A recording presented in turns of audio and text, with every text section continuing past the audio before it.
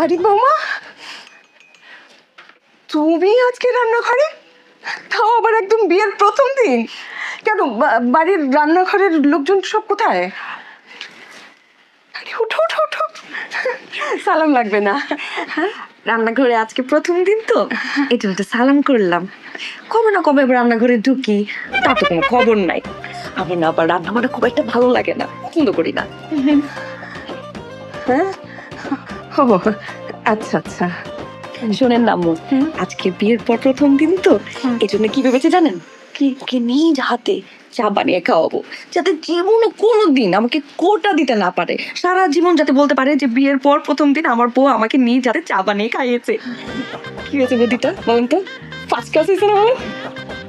খুব ভালো, খুবই ভালো। দোয়া করবেন আমার। আর আপনি যদি চা খেতে চান এক্সট্রা কিন্তু চা বানানো আছে, আপনি খেয়ে নিতে পারবেন। আসি।